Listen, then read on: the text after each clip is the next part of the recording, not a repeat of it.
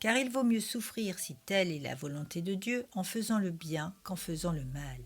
1 Pierre chapitre 3 verset 17. La question de la souffrance en tant que chrétien est de moins en moins abordée dans nos églises aujourd'hui. La prédication est bien plus orientée sur l'amour de Dieu afin de ne pas troubler les âmes sensibles. Cependant, la souffrance est au cœur de la vie du chrétien, et Jésus le proclame dans Jean chapitre 15 au verset 20. « Souvenez-vous de la parole que je vous ai dite.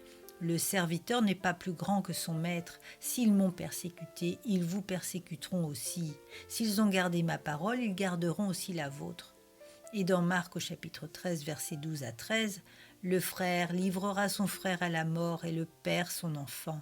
Les enfants se soulèveront contre leurs parents et les feront mourir. Vous serez haïs de tous à cause de mon nom, mais celui qui persévérera jusqu'à la fin sera sauvé. » Un chrétien ne souffre pas parce qu'il fait le mal, mais parce qu'il fait le bien, parce qu'il suit la volonté de Dieu qui est en opposition avec la pensée du monde produite par le péché.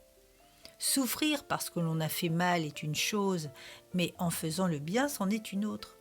Être chrétien sans ressentir et vivre cette souffrance est impossible. Le monde nous hait et nous rejette par une opposition farouche. On va chercher à vous éviter sans vous le dire, à ne plus vouloir vous fréquenter, vous serez taxé de sectaire, d'illuminé, et on se moquera de vous, on vous empêchera de parler de Dieu. Et vous connaîtrez la provocation et le harcèlement par des questions pièges pour vous enfermer dans une voie sans réponse afin de vous condamner. Vous serez montré du doigt, sans compter tout ce que l'on dira de vous derrière votre dos. Tant que vous ne parlez pas de Dieu, tout va bien, mais malheur si vous abordez le sujet, la pluie de jugement va tomber sur vous. Au travail, avec la famille, avec les amis, c'est la muselière obligatoire sous peine de sanctions qui souvent sont irréversibles.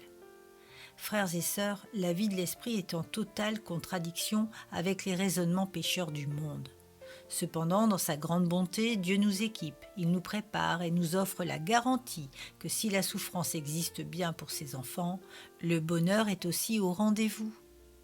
Heureux l'homme qui ne marche pas selon le conseil des méchants, qui ne s'arrête pas sur la voie des pécheurs et qui ne s'assied pas en compagnie des moqueurs, mais qui trouve son plaisir dans la loi de l'Éternel et qui la médite jour et nuit.